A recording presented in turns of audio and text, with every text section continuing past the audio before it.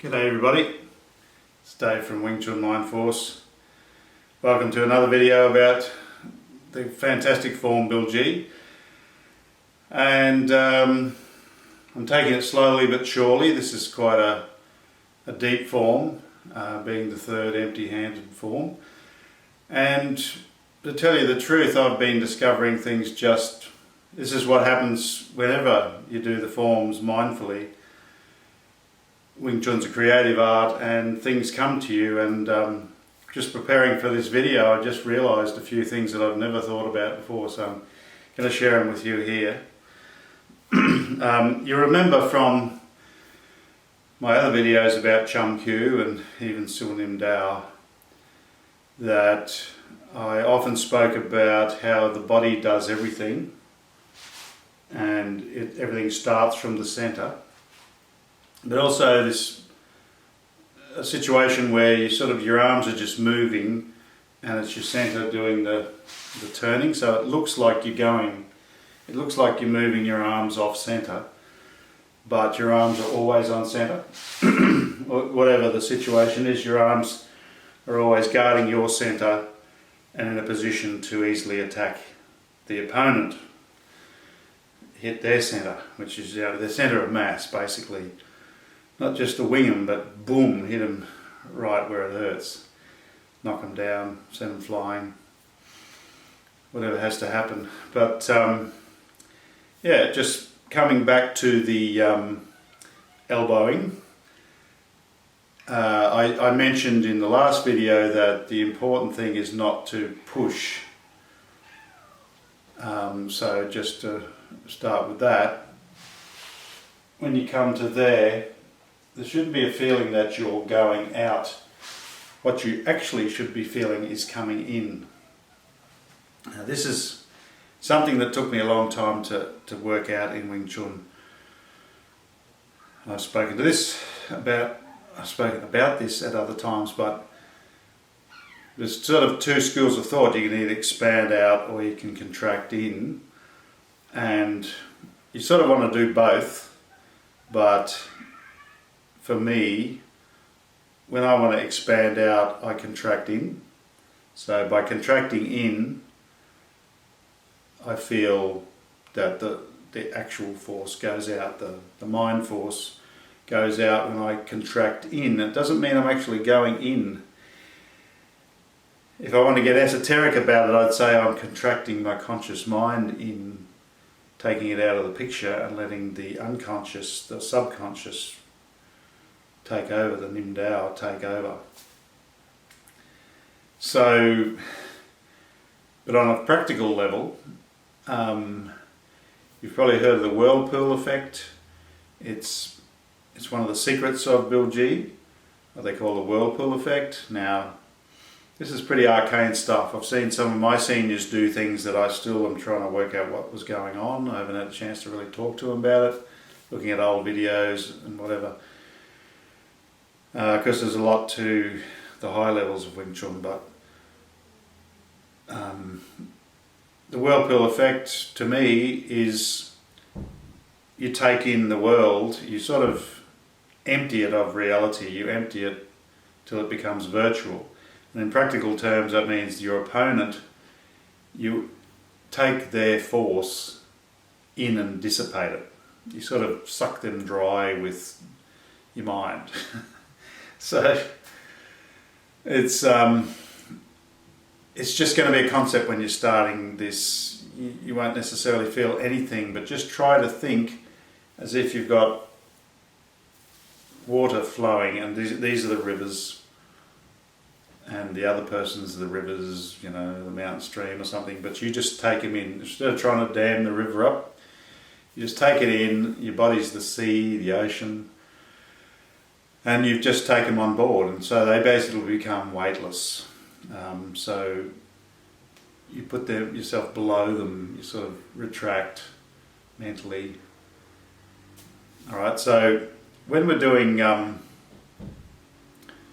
Bil Jee, that's the feeling.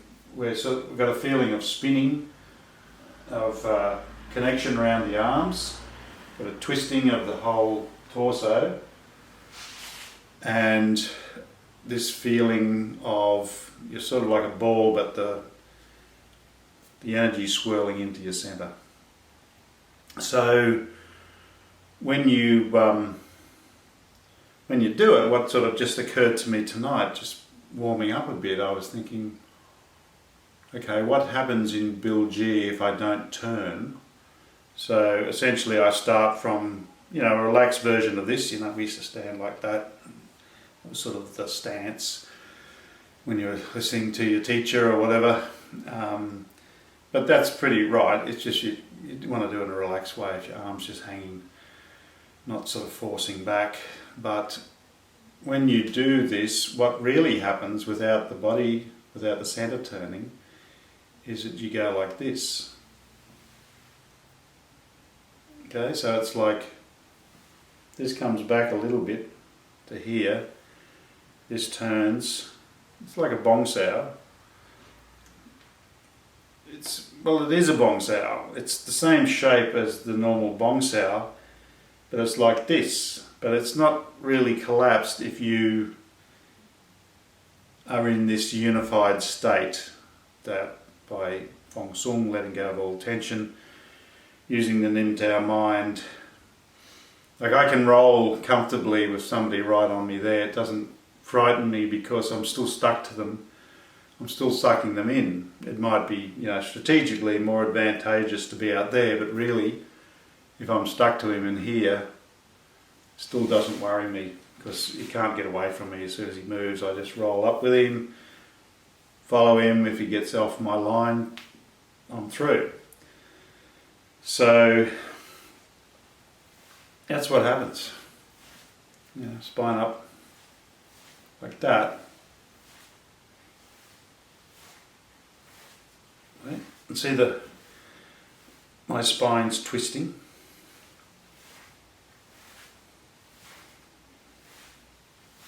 Okay, so this is why I say practice this form slowly until you get all these things happening, and let the fastness, the speed happen by itself. Just let it happen.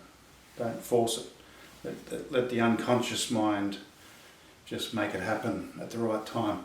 So then, we're still doing this, but now I turn the center. So my center turns me right around like Chum Kiu, except I've got the spine. I'm sort of turning, but my spine's also twisting, and my arms are staying on center and doing this. So it's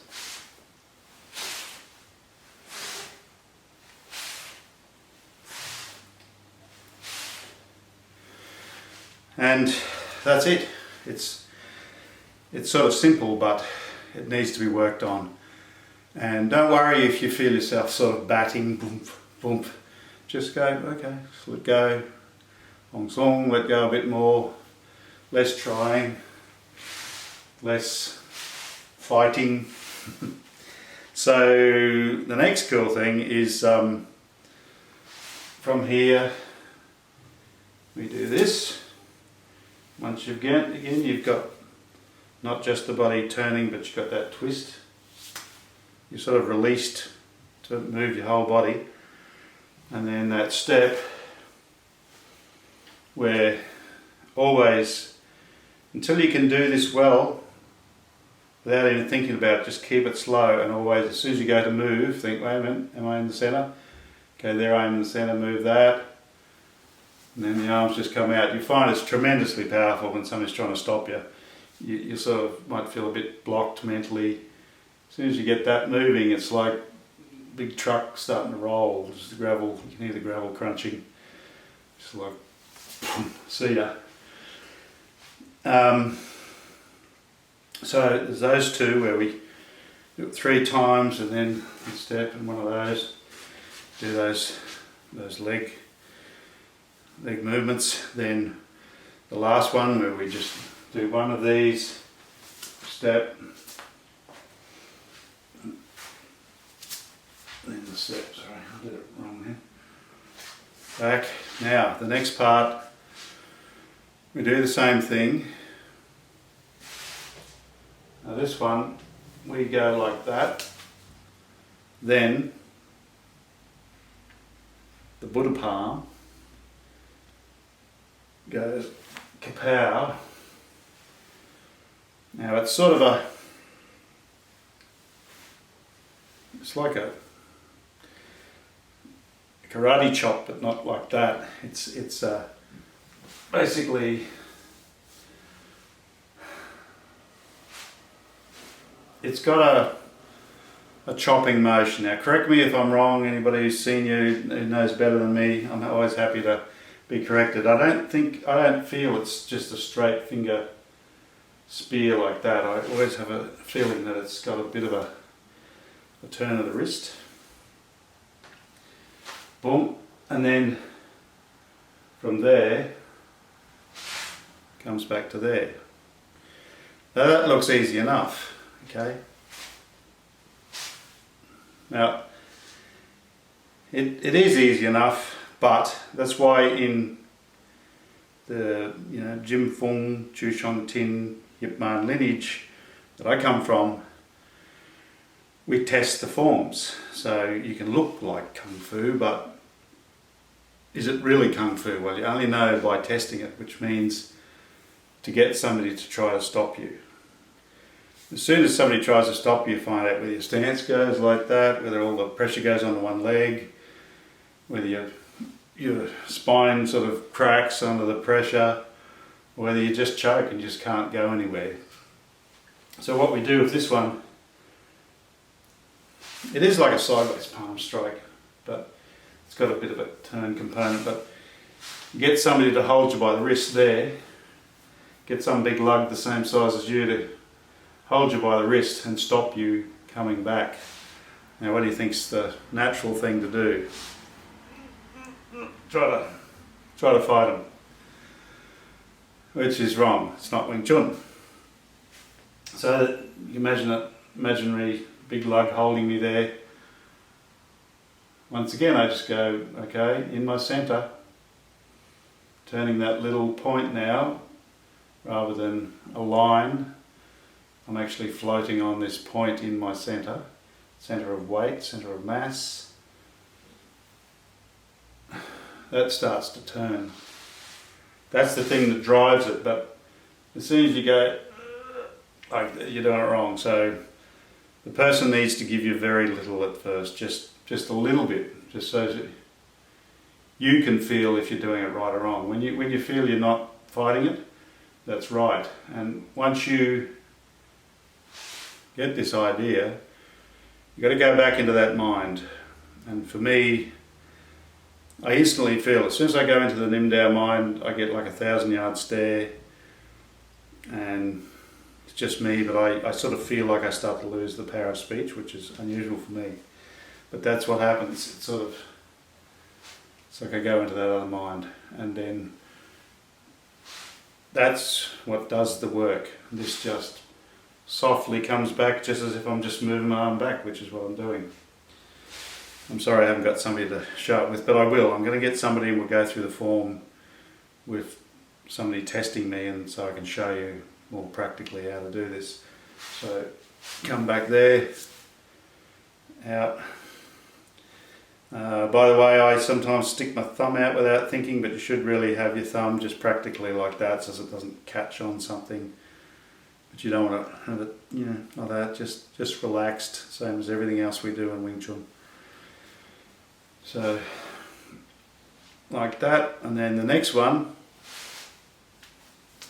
now this one, boom, it's like the sort of stuff we do on the ribs of the dummy.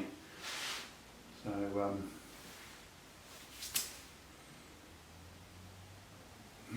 still the centre. It's not just the arm giving it a whack. I'm sort of floating, my torso's floating, my legs are soft and relaxed. I feel that turn, boom, and mentally this connection around these arms really makes a big difference. So it's not just one thing doing it, it's your whole body through the arms. Boom, cop that, young Harold, and then same deal.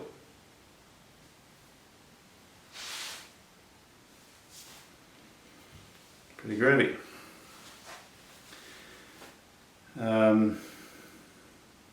One thing I didn't talk about with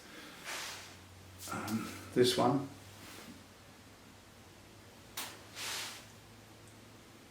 okay, then like that. There's something like that in Chum Kiu, but we come back with the palm down, like that. This one, and then it comes down, and I was taught that it's sort of a slightly scooping feeling, like going around the ball. But one of the weirdest things is we tend to think of bong sao, that's bong sao, that's tan sao, but actually that's tan sao, that's bong sao. Even though it's sort of straightish, you don't really lock it. You do, but that's tan to bong. Did you ever think about that? That's tan to bong. Boom. So that, whoop, and then this is where it gets tough when you test, because really at the Bil Jee stage you should be able to put mentally stay soft and feel like, well, you don't actually feel it, but you sort of know all your focus is in your hand and your fingertips, just goes, just moves in space, and you let the magic of the subconscious mind do all that weight thing, and if you do it right, when you do it right, the other person feels as if all your weight's in it. I remember when I first was taught this concept years and years ago, I was like, I don't get it, like I can't feel anything there. Oh yeah, that's right, but I can't feel all my weight there. I'm sort of waiting for this like a weighty feeling, but it's not really that.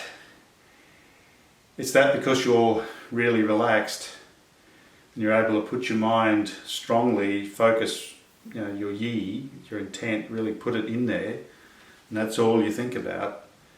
That's what the other person feels. And as always happens in Wing Chun, when you do this internal stuff really well, it feels as if the other person's kidding, like, like, could you try a bit harder?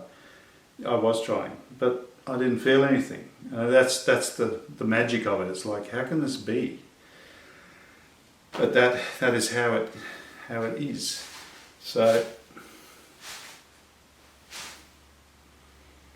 and I've experienced this one where I've been really in the right zone, and I thought, my God, I wouldn't want to be in the way of that. And what actually is happening there, as I said last week about baseball bats and wrecking bars, just the way we are, and because you're putting your mind in your hands, you know, you tend to think, oh, I'm sort of karate chopping some bad guy in the throat, clipping him in the side of the ear, but actually the whole, this whole thing, I mean, if somebody's attacking me, I'm not going to step back and check out his range and adjust my range. I'm just going to go, oof, you know, what my mate Ivan Howe calls the oh shit manoeuvres. Just like, oh shit, boom. And there's a feeling that the whole thing sweeps through like a, you know, when you're walking in the bush and inconsiderate person in front pulls a branch and just lets it go and it smacks you one. That's sort of what it is. It's like unconscious force. So that'll do for this episode. And so next episode we're going to go on to the next lot of goodies, all the really unusual, interesting stuff that everyone wants to do. All that cool stuff. There's really hard-looking things that you think, how the hell do you do that? Hopefully I can give you some ideas. Thanks very much. See you later.